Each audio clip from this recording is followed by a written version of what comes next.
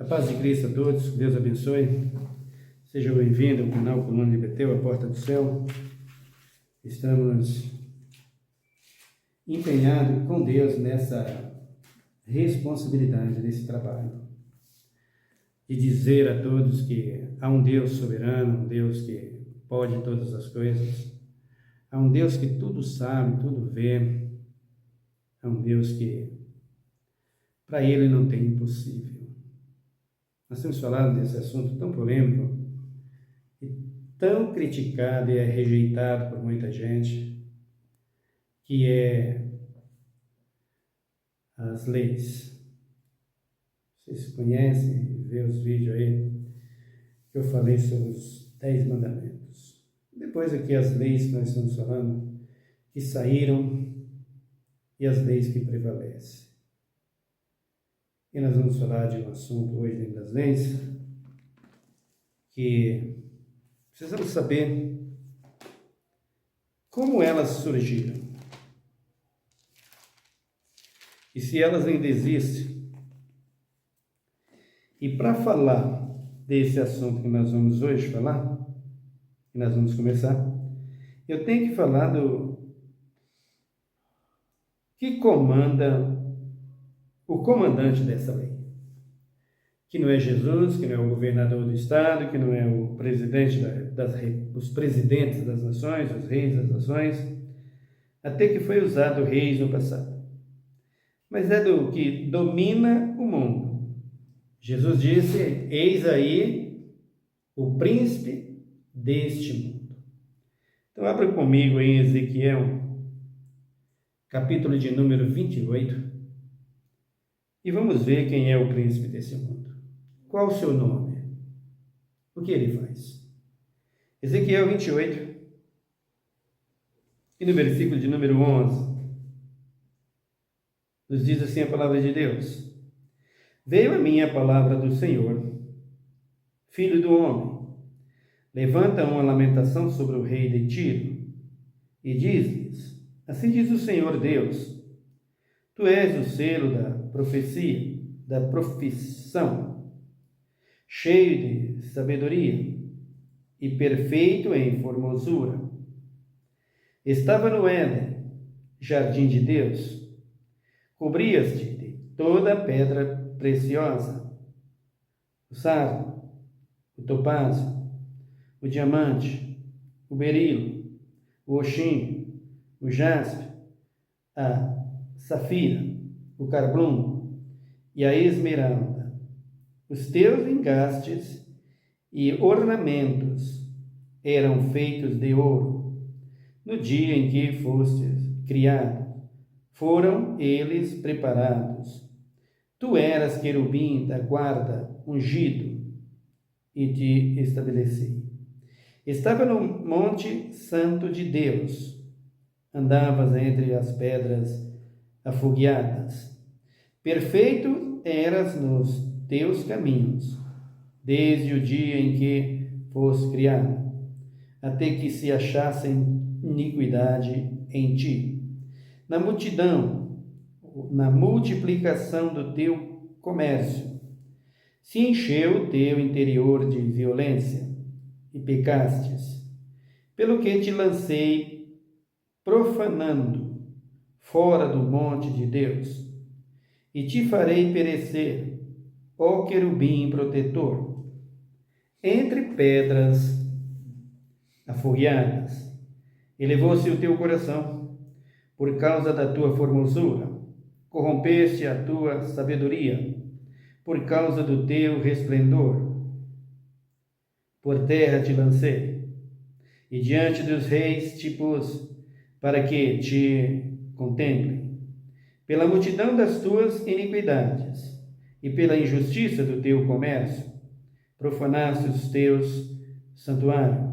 Eu, pois, fiz sair do meio de ti um fogo que te consumiu, e te tornei em cinza sobre a terra, aos olhos de todos os que te contemplam. Todos os que te conhecem entre os povos estão espantados de ti, chegaste a um fim horrível e não mais existirá. Senhor Deus e Pai, o assunto é de muita responsabilidade, como a tua palavra. Nós precisamos falar do mesmo, porque nós estamos caminhando por fim de todos os tempos. Está chegando a hora em que o Senhor, pela tua grandeza, vai, como diz a tua palavra, estreitar a porta. Ela já é estreita, para que aqueles que são teus sejam conhecidos no meio de uma geração perversa e corrompida. A tua palavra disse que Satanás desceu a vós e tem grande ira. Ai dos moradores da terra. Diz-nos a tua palavra. E nós, Senhor, pelos acontecimentos que nós estamos vendo no mundo, pela condição que está vivendo o ser humano hoje, pela condição dos planetas, de todos os astros como o Sol e Lua, o que eles refletem sobre a Terra, nós estamos percebendo que o fim está chegando. O Senhor diz que antes daquele grande dia, nós olharíamos e víamos sinais em cima do céu, prodígios e maravilhas na terra. E é o que nós estamos vendo, é o que nós estamos sentindo, é o que nós estamos percebendo, e é o que nós temos a convicção e a certeza de que tudo isso está na tua palavra, que o Senhor nos preveu de tudo isso, ou nos ensinou através do teu Filho Jesus Cristo, dos teus profetas e dos teus apóstolos. E antes do grande e glorioso dia, todas essas tribulações e aflições haveria de vir sobre a terra. Aqui nesse texto, o Senhor nos relata a respeito do nosso adversário, aquele que dominava o rei de Tiro, que era o comandante daquela nação. A tua palavra disse que Satanás é quem comanda as nações. O Senhor, em reunião com seus discípulos, com seus apóstolos, diz para eles: Satanás está aí. Ele veio para matar, roubar e destruir. Eu vim para que tenhas vida e vida em abundância. Eis aí o príncipe desse mundo. Ele nada tem em mim. Nós estamos vivendo em um mundo, como o Senhor mesmo nos preveniu, como o Senhor mesmo nos exortou, nos alertou. As trevas cobrem a terra. O teu profeta Isaías diz: levanta-te e resplandece, já vem a tua luz. Eis que as trevas cobrem a terra, a escuridão os povos, mas sobre ti o Senhor vem surgindo, e a sua glória se verá sobre ti. Então a igreja precisa se conscientizar, precisa se despertar. O teu povo precisa andar em alerta para resplandecer o teu reino sobre a terra. O teu povo precisa sair da prostituição. A tua igreja precisa sair da lascívia. A tua igreja precisa sair do comodismo. A tua igreja precisa sair, ó Deus, das concupiscências da carne e das coisas deste mundo. Porque diz a tua palavra: não ameis o mundo, nem o que no mundo há, pois quem ama o mundo, o amor do Pai não está nele. Porque a aparência desse mundo passa, mas aquele que faz a vontade de Deus permanece para sempre. A tua igreja precisa estar consciente disso, Deus. E é por isso que esses assuntos, o nosso adversário, diz Pedro, anda em derredor buscando a quem possa tragar. Diz Apocalipse: desceu a voz, e nós sabemos que ele foi jogado. E sendo jogado, perdeu todo o direito, perdeu toda a razão. Mas uma vez alcançado pela transgressão do homem, e tendo o homem em suas mãos, ele está matando, roubando e destruindo. Mas o teu Filho Jesus Cristo diz: se ele veio para matar e roubar e destruir, eu também vim para dar vida e vida em abundância. Para que essa vida abundante, que nós temos que buscá-la dia e noite, incessantemente, como diz o teu apóstolo, orando em todo o tempo, com oração e súplica no Espírito, Então nós precisamos falar do nosso adversário, que é Satanás. E esse relato, esse texto, nos mostra quem ele é, nos mostra o que ele é capaz de fazer, nos mostra o que ele está fazendo, e que muitas vezes os crentes não entendem, e muitas vezes ele entra e domina as igrejas, como tem sido feito. Mas tu, ó Deus, apesar de ter dito que a sabedoria dele supera a de Daniel, o Senhor disse na tua palavra: eu vos dou autoridade, eu vos dou domínio, eu vos dou poder.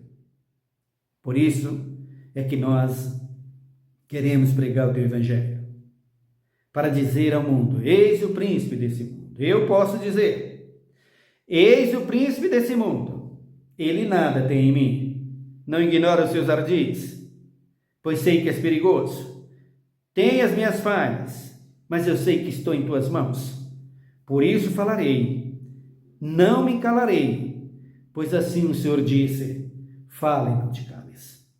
Nessa noite, nesse vídeo, nós queremos declarar a todos aqueles que ouvirem: Satanás está aí para matar, roubar e destruir. E o fim de todas as coisas se aproxima. Ele aperta o seu círculo. E Cristo contempla todas, pois sabe que é profético e tem que acontecer. Mas os teus, ó Deus, diz a tua palavra, resplandecerão como o sol da justiça, como a luz desse mundo. Aqui estamos nós para falar. Dá-nos graça e nos use, e que o teu Espírito Santo nessa noite fala através de nós, e quem o ouvir seja, meu Deus e meu Pai, edificados pela tua revelação e pela tua palavra. Em nome de Jesus Cristo. Amém. Então, meu querido irmão, nós temos aqui esse assunto, o profeta Ezequiel profetizando da parte de Deus.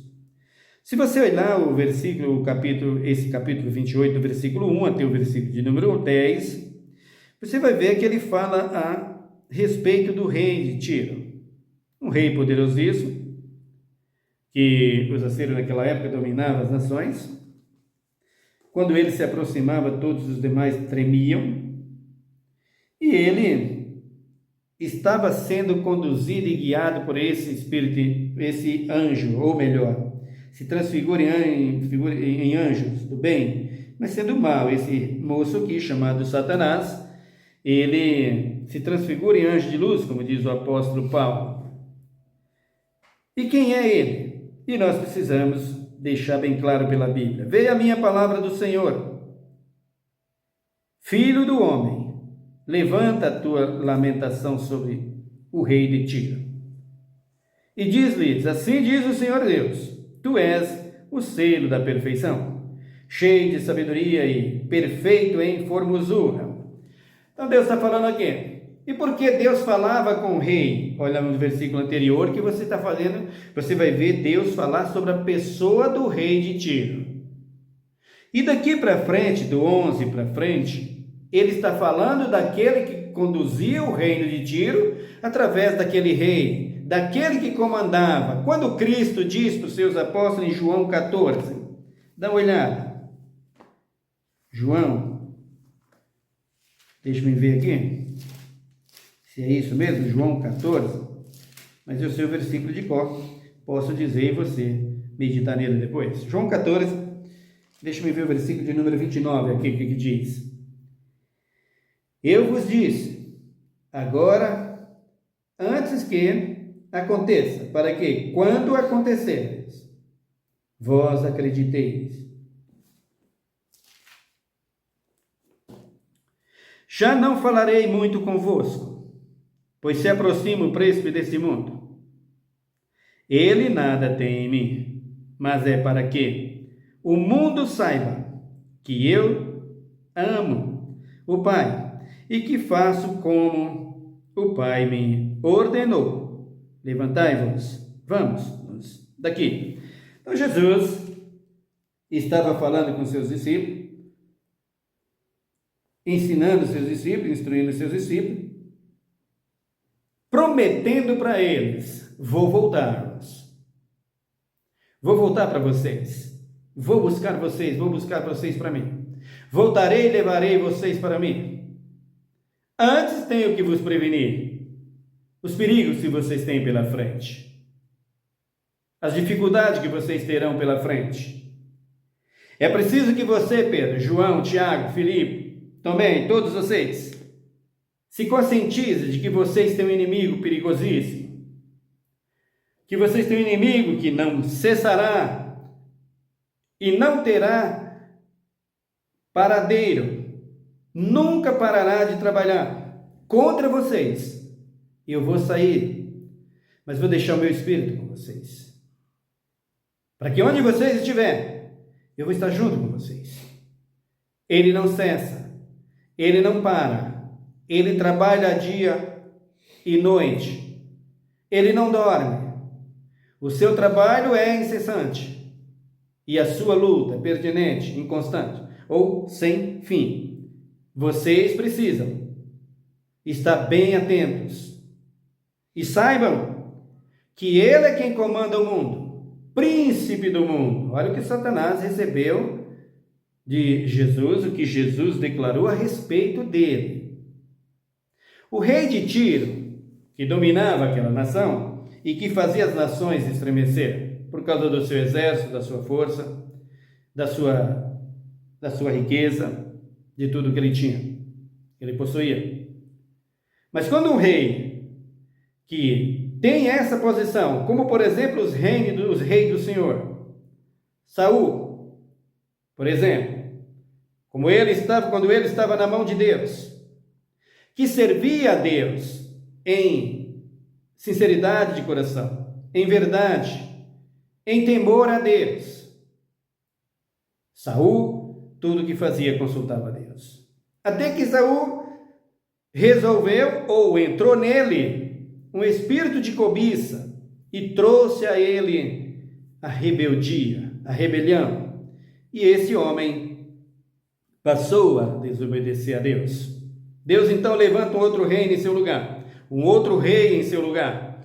Todos nós conhecemos o grande e poderosíssimo rei nas mãos do Senhor, que era o rei Davi. Então, esse Davi vem para conquistar tudo, e conquistou tudo aquilo que Deus colocou em suas mãos.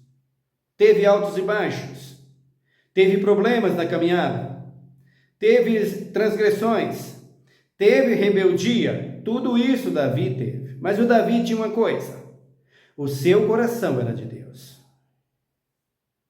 Você se lembra que Davi mandava o seu exército para a guerra.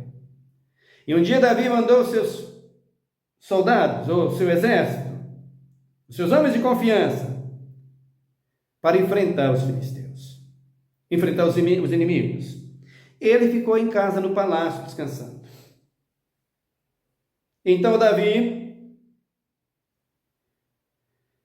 do seu descanso no palácio, ele olha pela janela, ou ele olha pelo terraço, e vê lá no terraço da casa do seu maior escudeiro de guerra uma formosa mulher, uma linda mulher. O rei Davi, como diz lá em Samuel, se você quiser ir para lá, pode ir, disse que o Davi, ele tinha todas as mulheres de Israel. Ele tinha riqueza, dons e talentos, porque o coração era de Deus. Agora você nota o coração que é de Deus. Era essa a preocupação de Jesus com os apóstolos. E ele já sabia que os apóstolos tinham um coração para ele. É essa a preocupação de Deus para a igreja hoje. Ele sabe que todos que estão aí, e que nós estamos vendo por meio da mídia, das redes sociais, não tem mostrado o coração para Deus. Tem elevado o seu reino como rei de Tiro. E tem deixado para trás as grandezas do Deus Todo-Poderoso. Então, o Davi, que tinha um coração para Deus, ele tinha mulheres como ele queria. Foi lançado em rosto.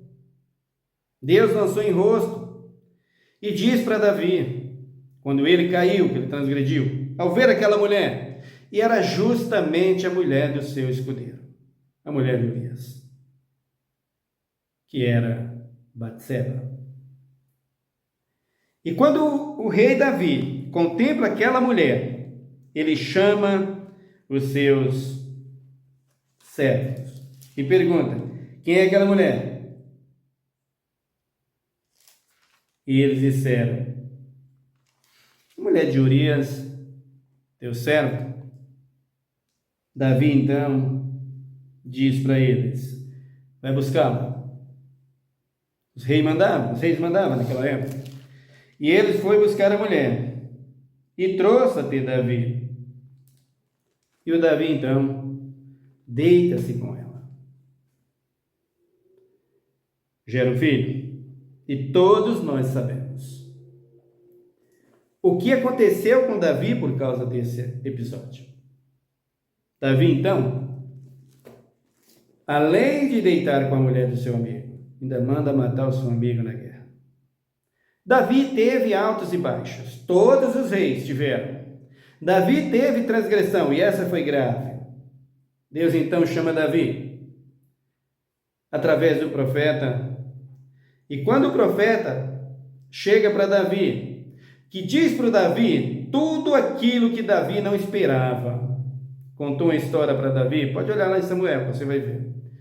E diz para Davi: Davi, você sabia que existia um homem que tinha uma cordeirinha, uma ovelhinha, todo dia no seu regaço, ele cuidava dela, até que um dia um poderoso rei chegou, tomou a sua cordeirinha, e ele, como se não bastasse, ainda tirou a vida daquele homem.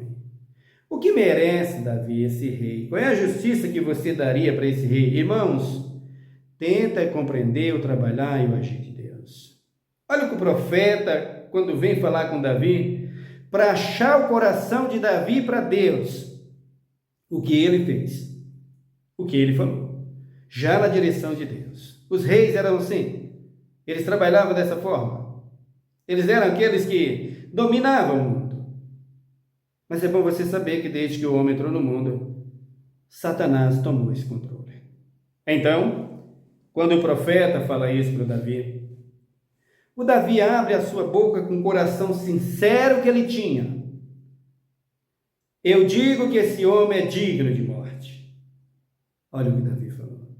Ele nem percebeu. Seus olhos estavam encobertos pela sua transgressão.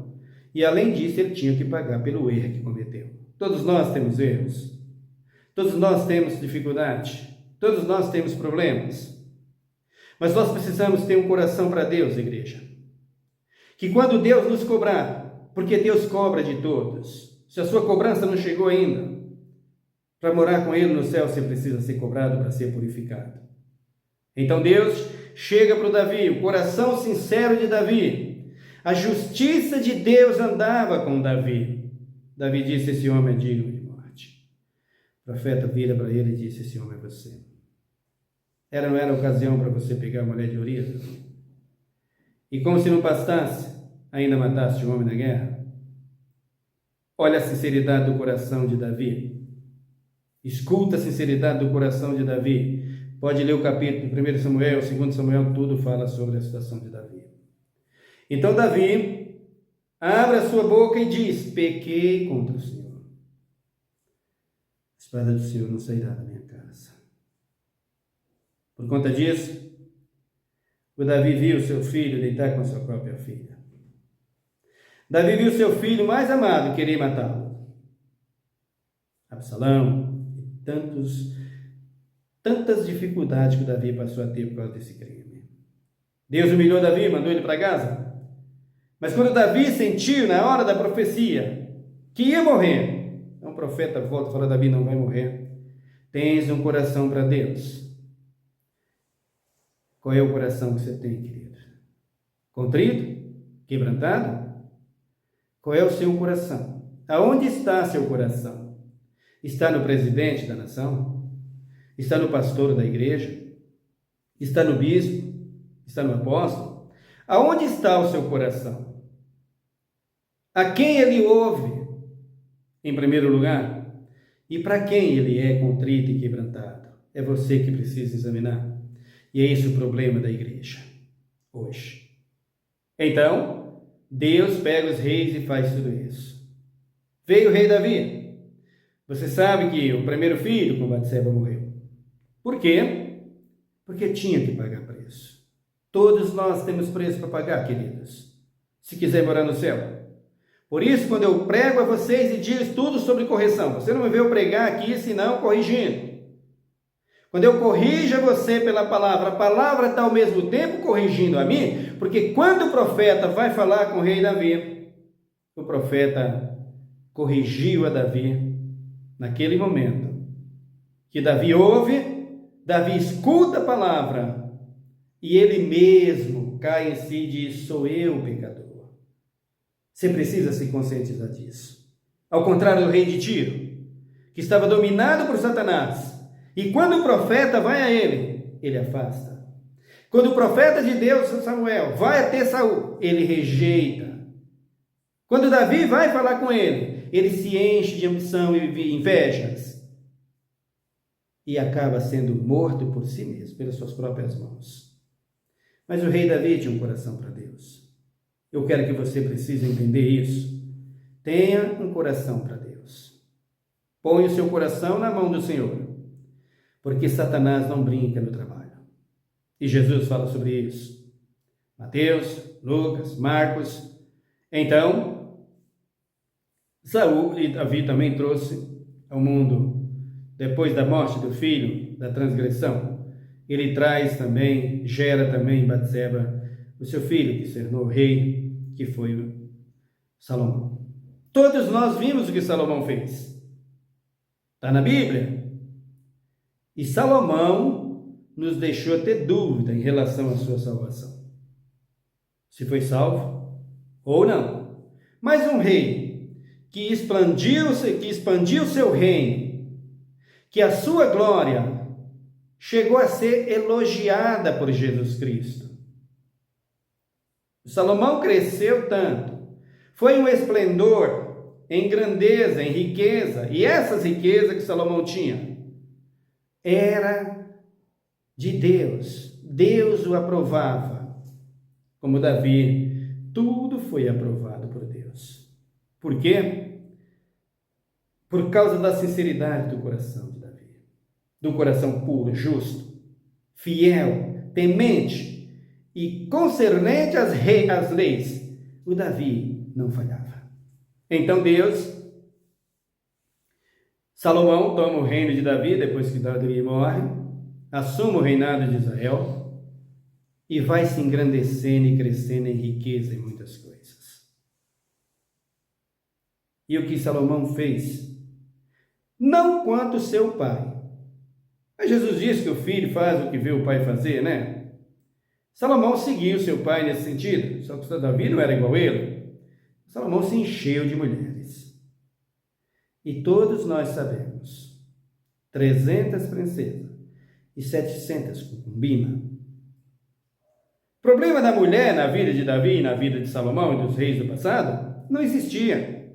Eles poderiam ter a mulher que quisesse, Deus o permitia. Agora, o problema era como era que você tratava as mulheres. Essas mulheres estavam dentro da direção de Deus? Esse era o problema do rei Salomão. As mulheres de Salomão começou a trazer para o seu reino. Não estava dentro do propósito de Deus. Não pertencia à linhagem de Israel. E foi aí que o coração de Salomão se endureceu contra Deus e começou a adorar os deuses das suas mulheres. E ele acabou caindo em contradição e perdendo toda a sua grandeza. Grandeza essa que Jesus olha os seus apóstolos e intercedendo por eles, diz para eles, viu que eles estavam incomodados com alguma coisa. E Jesus olha para eles e diz, está se preocupado com o quê? Não se preocupe com o que comer, com o que beber, ou com o que vamos vestir-nos, o que comeremos amanhã. Jesus para eles não se preocupe com isso. Vocês têm um pai que é Deus. Qual é o pai que, tendo um filho, vendo ele lhe pedir pão, vai lhe dar pedras? por ovo, basilisco? Qual pai que faz isso com seu filho? Se vocês, sendo maus, sabem dar boas coisas para os vossos filhos, quanto mais o vosso Pai que está nos céus. Não andeis ansiosos por coisa alguma. Antes, pelo reino de Deus, observe Salomão, ou os lírios do campo. Jesus mostrou para eles. Olha a grandeza deles. Olha como são formosos, quando a chuva cai, como eles ficam. Florescem e se cobrem em folhas. Lindos, lindos e bonitos e viçosos. Pois muito bem, assim foi Salomão em toda a sua glória. Ele estivesse tão belo como Salomão se vestia em sua glória. Mas o lírio do campo que hoje existe, amanhã é lançado fora e queimará no fogo. Mas vocês não. Buscai o reino de Deus em primeiro lugar, e toda a sua justiça, e todas as demais coisas vos serão acrescentadas. Então, os apóstolos de Cristo aprendeu que no reino de Deus, Cristo supre todas as suas necessidades. A igreja fugiu disso. A igreja fugiu desse princípio e hoje busca suprir as suas necessidades, não mais com Cristo, mas por meio de coisas indecentes, colocando dentro da igreja aquilo que jamais era para colocar, como Salomão fez e como Tiro fez. Então, Jesus ensinando os seus apóstolos ali, diz para eles: o príncipe deste mundo está aqui. Ele comanda. É ele quem faz tudo o que tem de negativo na terra e às vezes o que é também positivo. Porque para se dominar com o negativo, é preciso que demonstre alguma coisa positiva para que consiga convencer as pessoas. E era assim que ele fazia. Nós continuaremos a falar sobre o rei de Tiro, sobre essa figura terrível aqui, que eu peço a você que não ignore os seus ardis. Satanás é perigosíssimo. Está chegando o dia dele e o dia da igreja. Ele sabe disso. Amém? Ore comigo. Senhor, meu Deus e meu Pai, muito obrigado pela tua palavra. Obrigado pelo teu amor, por sua graça e por suas muitas misericórdias. Como é bom, Senhor, ouvir a tua palavra. Como é bom meditar na tua palavra. Como é bom ler, crer. Como é bom, Senhor, saber que nós temos um Deus que cuida de nós. O mundo não sabe, Deus. As pessoas do mundo não sabem que o que comanda essa terra, que o que faz essa terra reger nesse planeta, ou o que faz todas as coisas reger sobre esse planeta Terra, e que dá vida a essa terra, o comando está no reino do Espírito. O Costa, o reino celestial, o teu reino. As pessoas não conseguem entender isso. Por isso, eles buscam uma vida terrena. Eles buscam aqui. E esse reino que está aqui, que não é o teu reino, que é desse príncipe, ele já tem o seu fim determinado. Mas o Senhor ensinou os seus apóstolos. E o Senhor nos ensina. Não ameis o mundo, nem o que no mundo há. Quem ama o mundo, o amor do Pai não está nele. Tudo que há no mundo, a concupiscência da carne, as concupiscências que há no mundo, que há no homem, tira o homem da glória eterna. Tira o homem do teu reino. E nós sabemos, o Senhor mesmo nos diz, que o teu reino é apoderado, se podera dele pela força. Força, coragem, determinação e domínio próprio. Levado por qualquer vento de doutrina e por qualquer influência humana e pelo amor do dinheiro, não entra no teu reino.